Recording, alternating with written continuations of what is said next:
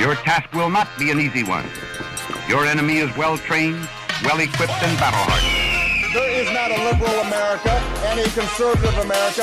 There is the United States of America. Good night and good luck. Hey folks, it's Rick Wilson. Welcome to 2026 and welcome to this year's first edition of The Elephant in the Room. The elephant in the room this week is MAGA's performative cruelty. Watching Renée Good get shot in the face this week.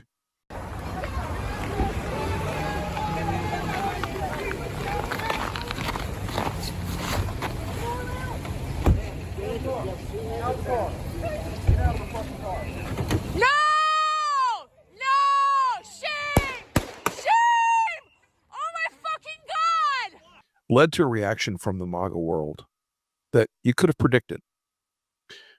It was cruel. It was outrageous. It was noisy. It, from the very beginning, involved accusing her of being a domestic terrorist, accusing her of trying to kill the ICE agents in Minneapolis. It was an act of domestic terrorism. What happened was our ICE officers were out in an enforcement action. They got stuck in the snow because of the adverse weather that is in Minneapolis. They were attempting to push out their vehicle, and a woman attacked them and those surrounding them and attempted to run them over and ram them with her vehicle. An officer of ours acted quickly and defensively shot to protect himself and the people around him. And my understanding is that she was hit and is deceased. We're continuing to gather more information, but this goes to show the assaults that our ICE officers and our law enforcement are under every single day. These vehicle rammings are domestic acts of terrorism. We're working with the Department of Justice to prosecute them as such. We will continue to protect our ICE officers and in cooperation with other law enforcement agencies as well. The woman who lost her life was a self-proclaimed poet from Colorado with pronouns in her bio. A 37-year-old white woman named Renée Good. The Daily Mail says she leaves behind a lesbian partner and a child from a previous marriage. She was a disruptor, though she considered herself a legal observer. But there's no evidence she had a law degree. The bottom line is this: when a federal officer gives you instructions, you abide by them, and then you get to keep your life. And it is clear that she tried to use her vehicle as a weapon, mow over an ICE agent, and now she is dead. And her death is tragic, but at the end of the day, it was completely avoidable if she would have simply followed the commands of the ICE agents. And it was all a lie. It was all a lie. Now, immediately, Kristi Noem, within minutes, knowing nothing, but within minutes of the event, was saying she was a domestic terrorist. She dragged the police officers under her car. Trump's tweeting out, "Oh, it's a surprise this officer's even alive." No, it's all bullshit. It's all a lie. But this performative cruelty, I think on Thursday afternoon, you saw it at its pinnacle. When J.D. Vance and Carolyn Leavitt in the White House briefing room came out, and J.D. gave one of the most sickening performances that I've seen in a while. Even for J.D., it was a lot. Even for J.D., it was revolting. Even for J.D., it was disturbingly horrifying. Somebody sent me a photo of a CNN headline about what happened in Minneapolis. And this is the headline. I'm just going to read it. Outrage after ICE officer kills U.S. citizen in Minneapolis. Well, that's one way to put it, and that is the way that many people in the corporate media have put this attack over the last 24 hours. And I say attack very, very intentionally, because this was an attack on federal law enforcement. This was an attack on law and order. This was an attack on the American people. The way that the media, by and large, has reported this story has been an absolute disgrace, and it puts our law enforcement officers at risk every single day. What that headline leaves out is the fact that that very ICE officer nearly had his life ended, dragged by a car 6 months ago, 33 stitches in his leg. So you think maybe he's a little bit sensitive about somebody ramming him with an automobile? What that headline leaves out is that that woman was there to interfere with a legitimate law enforcement operation in the United States of America. What that headline leaves out is that that woman is part of a broader left-wing network to attack, to dox, to assault, and to make it impossible for our ICE officers to do their job. If the media wants to tell the truth, they ought to tell the truth that a group of left-wing radicals have been working tirelessly, sometimes using domestic terror techniques to try to make it impossible for the President of the United States to do what the American people elected him to do, which is enforce our immigration laws. The President stands with ICE. I stand with ICE. We stand with all of our law enforcement officers. And part of that is recognizing that you people in the media, not everybody in this room, but many people in this room have been lying about this attack. She was trying to ram this guy with her car. He shot back. He defended himself. He's already been seriously wounded in law enforcement operations before, and everybody who's been repeating the lie that this is some innocent woman who was out for a drive in Minneapolis when a law enforcement officer shot at her, you should be ashamed of yourselves. Every single one of you. Questions? This woman was not some radical. She was not some hyper woke activist. She was not a victim of left-wing brainwashing. She was not a victim of anything except being scared to death as armed men charge her vehicle. And J.D. Vance, in this performance in the press room, was very much giving an audition for his presidential campaigns. He's telling the MAGA base, I will give you the cruelty. I will give you the lies. I will give you the extremism. I will give you the disgusting abuse of my office to cause great harm to people who are already in a state of fear and trauma. And when I watched that today, I was struck again by the fact that the future of the MAGA movement does not end with Trump. And in fact, is more dangerous after Trump. Because Vance is more articulate. Vance can code as the meritocracy. Vance can code as an educated man. Vance can code as someone who isn't a mouth breather. But today, he's giving cover to the people who are. He's making wild claims about the legality of this murder by saying, oh, well, you know, that he has absolute immunity. The precedent here is very simple. You have a federal law enforcement official engaging in federal law enforcement action. That's a federal issue. That guy is protected by absolute immunity. He was doing his job. The idea that Tim Walz and a bunch of radicals in Minneapolis are going to go after and make this guy's life miserable because he was doing the job that he was asked to do is preposterous. The unprecedented thing is the idea that a local official can actually prosecute a federal official with absolute immunity. I've never seen anything like that. It would get tossed out by a judge. So what I'd like Minnesota to focus on is the real issue that they're encouraging people. Minneapolis officials are encouraging people to commit violence against ICE officials. Absolute immunity does not mean what you think it means, JD. I don't want to emphasize this again. I wrote about this on Thursday. The purpose of ICE, which I call Stephen Miller's murder machine, is not just to arrest immigrants and send them out of the country. It's a big feature of it. That's not the whole purpose of it. The main purpose of it is to suppress dissent in America.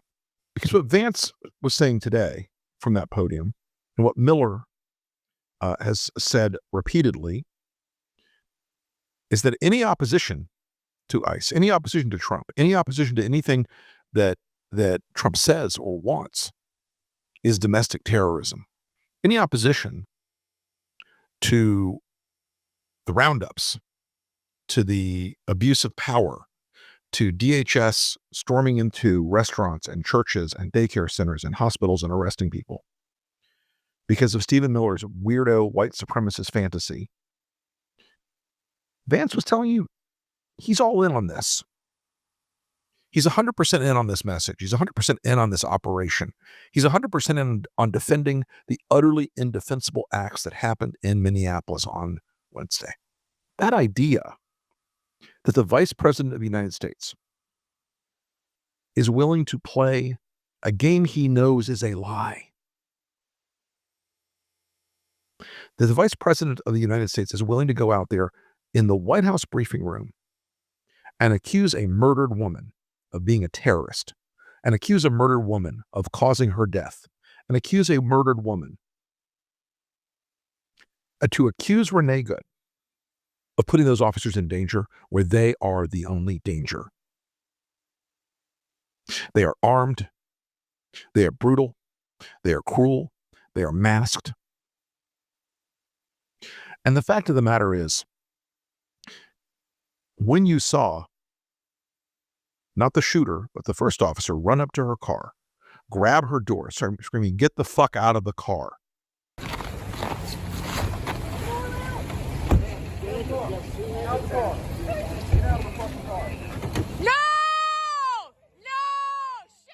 The first officer is doing that while the shooter is filming on his phone. Okay? Part of what you are seeing by intent is the spectacle, the frenzy of the visible world as a propaganda tool. They want you to see the bloody airbag. They want you to see the body. They want you to see the blood. They want you to think to yourself, well, if I say anything about ICE or DHS or Trump, it could happen to me. They want you to think, if I speak up, if I speak out, if I say the truth about anything, it could happen to me. Because what good is having a secret police force if people aren't afraid of it, if they don't live in terror every day, if they don't act like people who are cowed, who are submissive, who bow down to the power of the state? Vance in that briefing room knew what he was doing. He's trying out for the performative cruelty prize. He's trying out to make sure no one can get to his right on the craziness about immigration. No one can get to his right on the culture war bullshit of MAGAs. Everyone's a communist who I don't like. No one can get to my right on embracing murder for political gain. That's what he did yesterday. He endorsed murder by armed federal agents so he could be positioned for the 2028 presidential campaign. Or 2032 if we're really in bad shape with Trump. Vance knows better. But he is so hot with power now. He is so hyped up with power now. And he's such a preview of what's to come. Because right now it's kind of easy to mock Trump. It's kind of easy to have fun with Trump. He's an idiot. He's a weirdo. He's senile. He's this. He's that. I want to really, yeah. But she gets it. And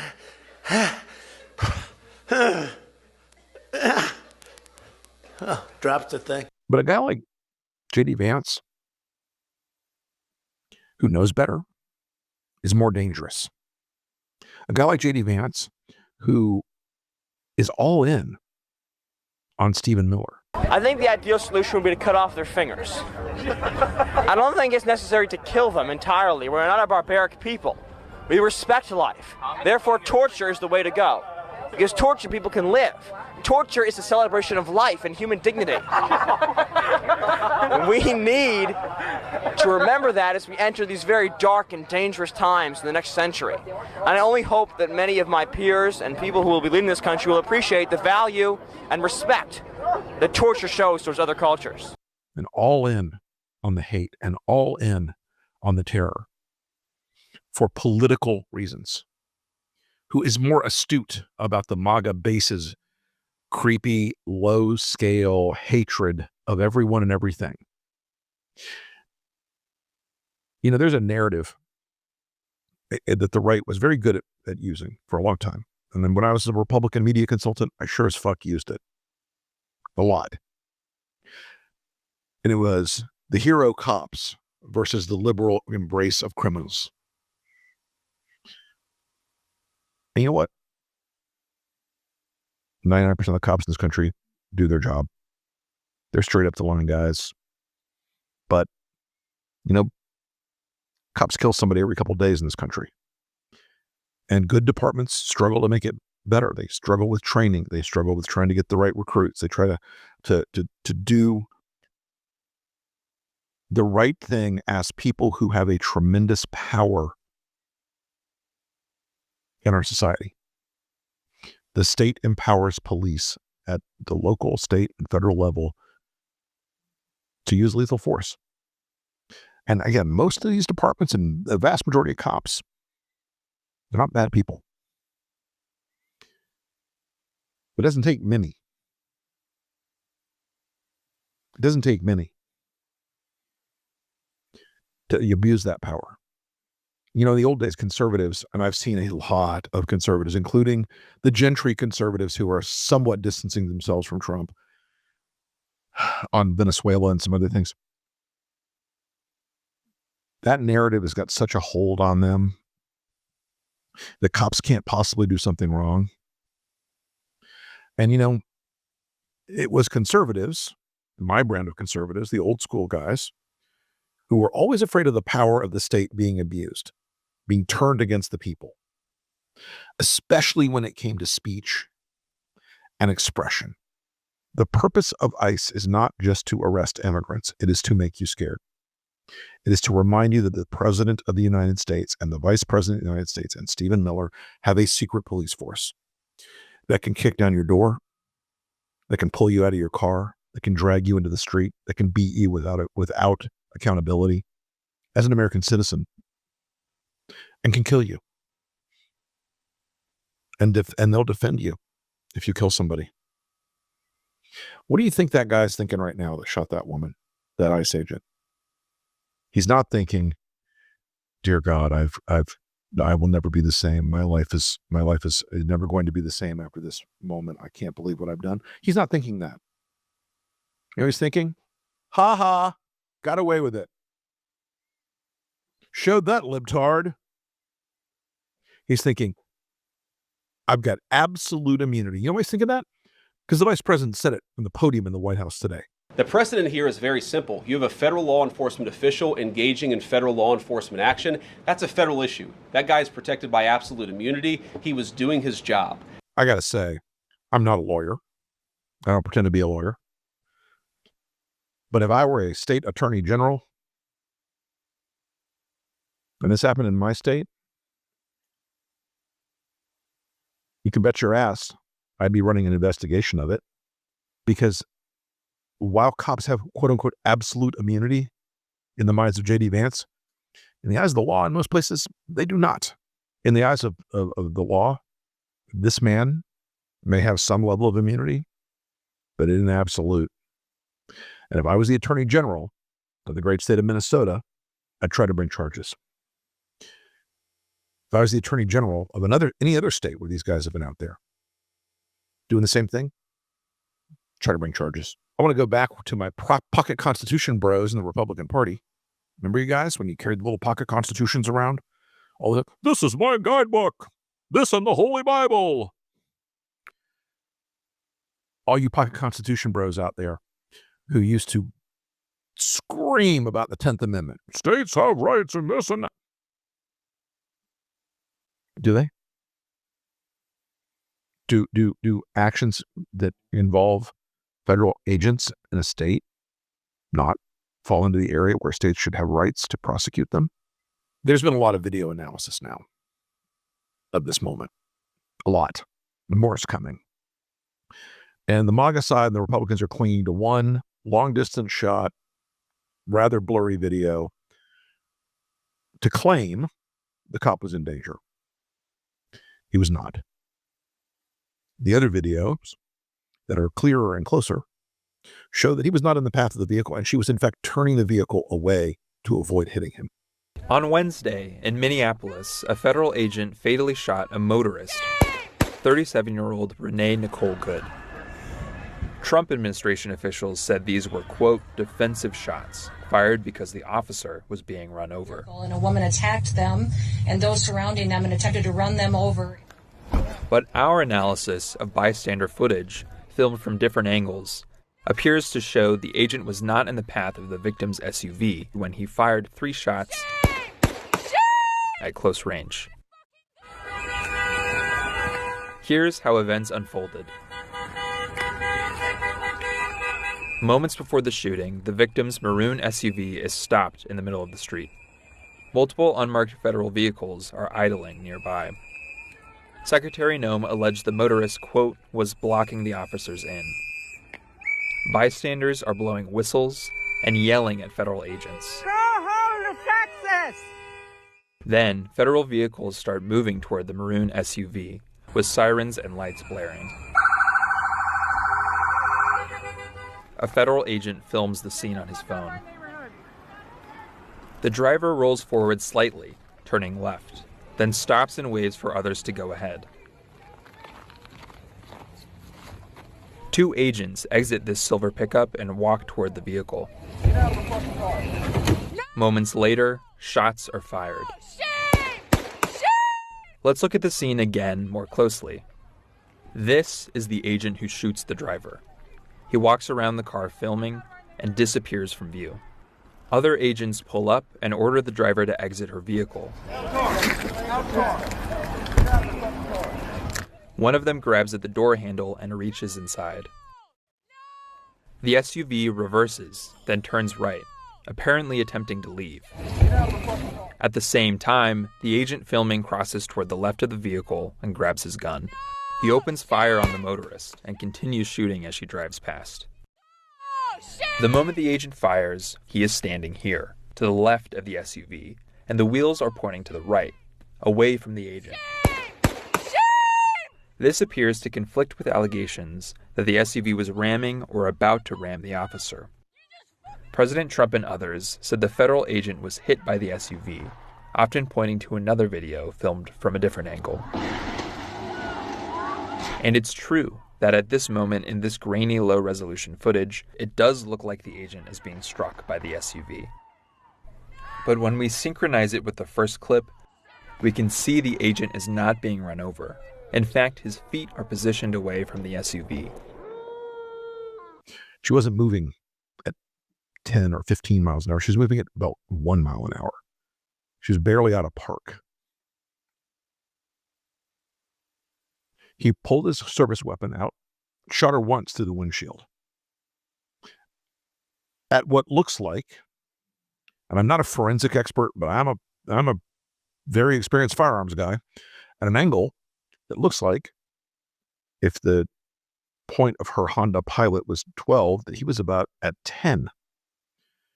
As the vehicle rolled past, he fired 2 more shots point blank range at her head.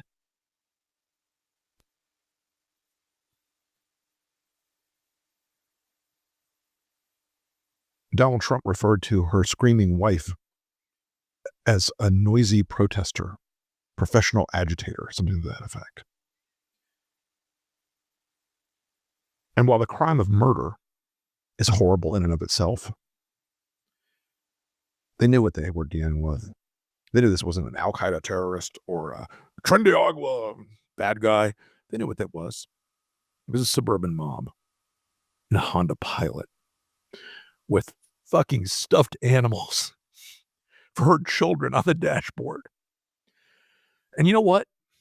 I know you motherfuckers are beating your chest. You love it. You love that they killed a woman to teach us a lesson. We can kill anybody we want. I know, guys. I know you MAGA tough guys acting like you're 10 feet tall and covered with steel and pulled the trigger yourself. You love it. You love it. And the anti-Trump guys are equally to blame for this. It's not just the crazies. But the crime compounded. The crime compounded once she was shot. The crime got worse. You know why? Because they refused to give her medical attention. The SUV crashes into a white car parked down the road. What the? A bystander runs toward the collision.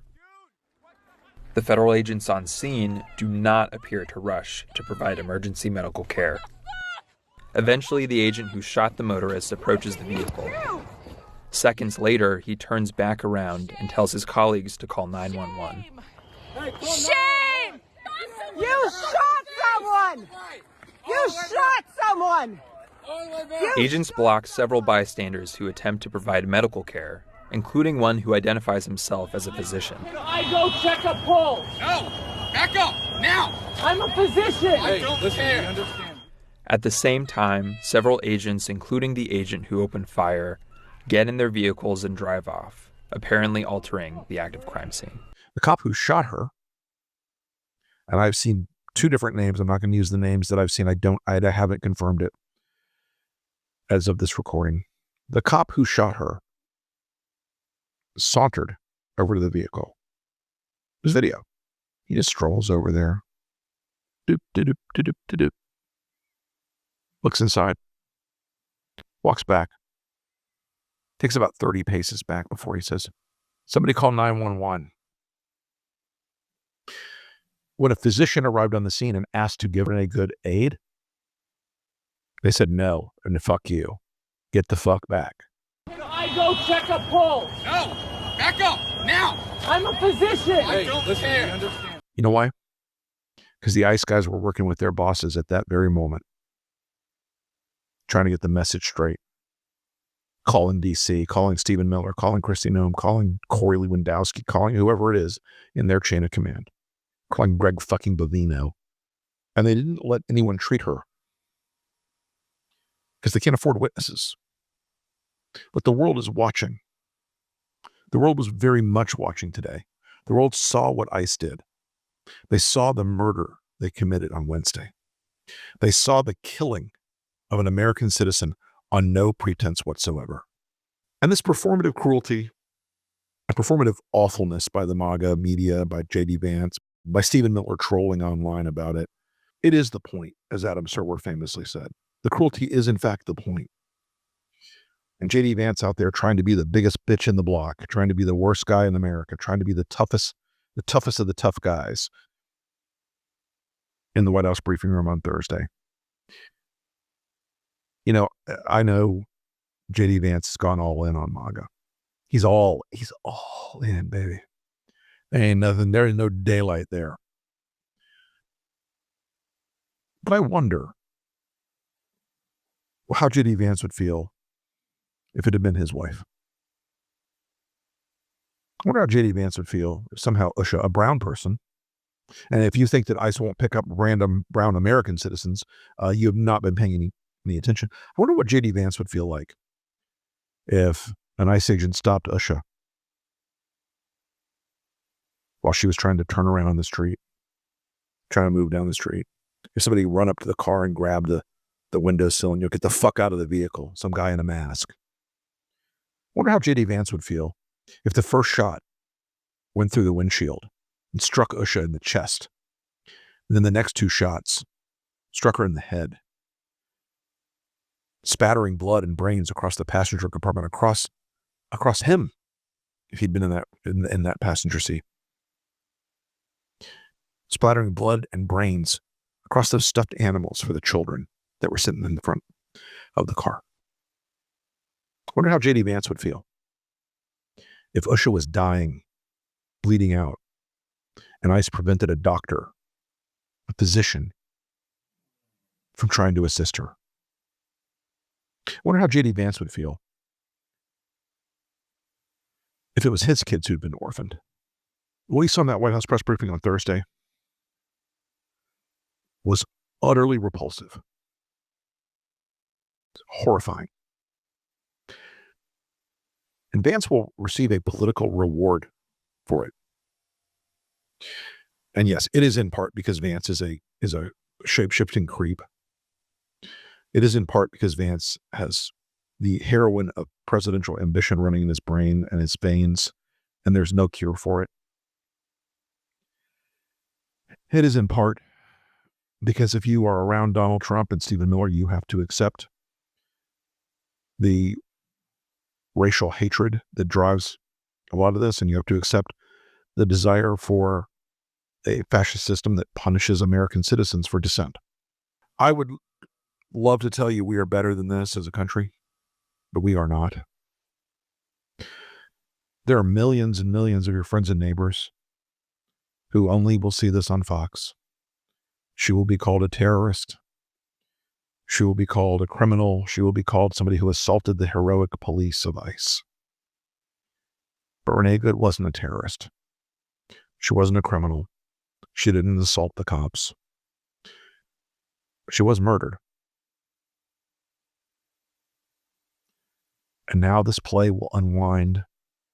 And as I'm recording this, ICE is beating protesters in the streets of Minneapolis on Thursday afternoon.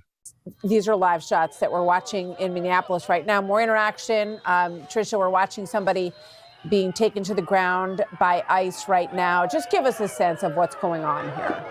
Martha, unfortunately, we are seeing a coordinated campaign of violence against our law enforcement, particularly in Minneapolis. As I'm recording this, J.D. Vance is across the board getting attaboys from the MAGA media for his performative cruelty. Good job, J.D. You sure showed those libtards. Ha ha ha. The dead woman can't rebut you. As I mentioned earlier in this conversation, there's something more dangerous than Trump. And that thing that's more dangerous than Trump are the people that have adopted the techniques and the tactics of Trump and Trumpism, who have washed away any moral clarity they've ever possessed. Who are men like J.D. Vance. A broken, sick, ambitious man with what you saw on Thursday, an absolute willingness, an absolute comfort level with going out and smearing a dead woman, going out and calling her a terrorist and a domestic terrorist, a lie wrapped in a layer of bullshit. He knows it. And, you know, people ask me sometimes like, aren't you tired of this fight? Haven't you been doing this a long time? Yeah.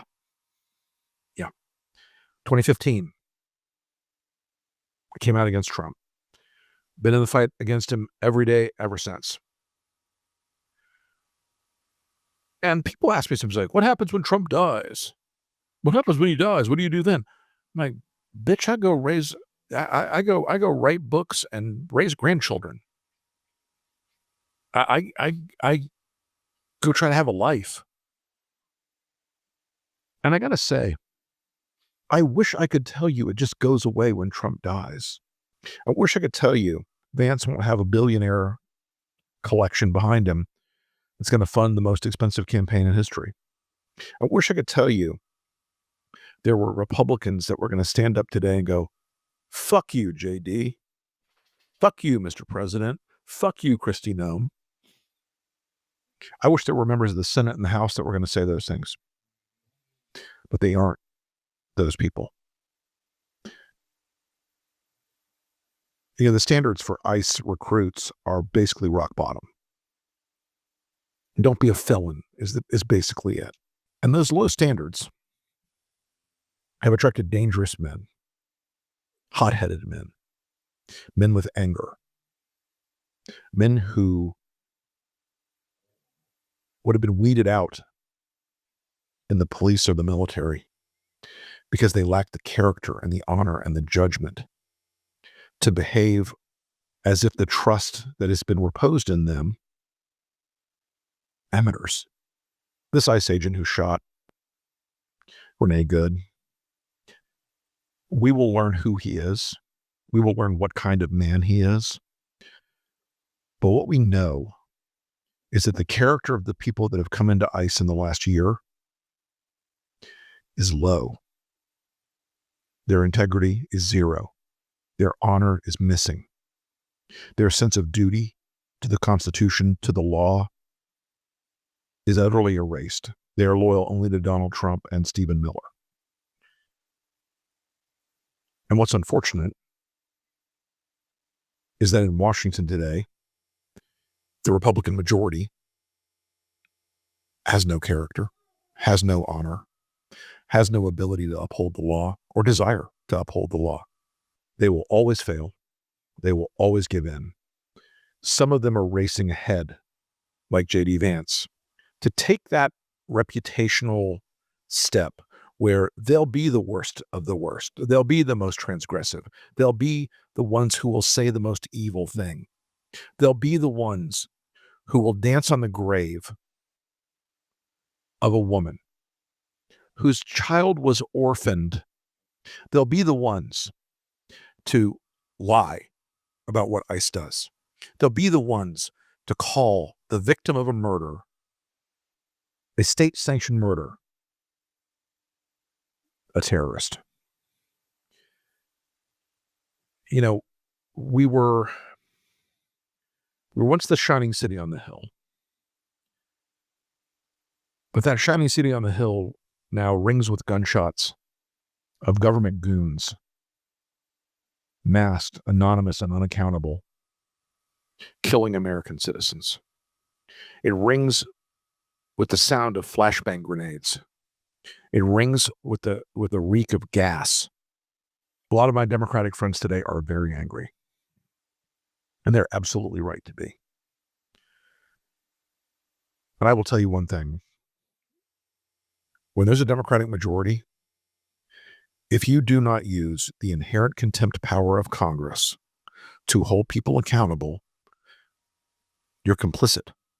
You're part of it. It's not just the investigations and the impeachments, which are important and you must do them. But you can't fund these people either. The performative cruelty, what you saw in Minneapolis, is the character now of the entire MAGA movement and the entire Republican Party. And at the pinnacle of that cruelty, and look, Stephen Miller is the Nosferatu of this thing. He is a cancer on this country. He is a blight on this country. The sooner Stephen Miller is offered a blindfold and a cigarette, the better off the nation and the future of the world will be. Kristi Noem is an idiot with ambition and a boyfriend who was trying to convince her she could be president. Tom Homan is, a bag of cash Tom. Gregory Bavino might as well be, a biker gang leader. All of these people know what they're doing. All these people know it's wrong. All these people know that the murder of an American citizen by an ICE agent is a bridge way, way, way too far.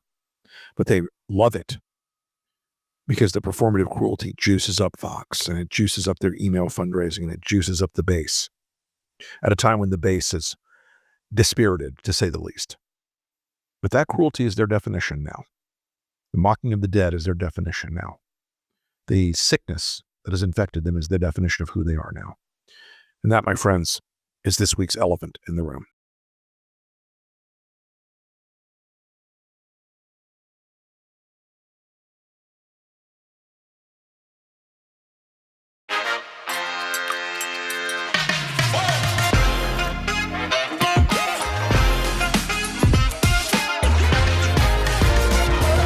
Good night and good luck.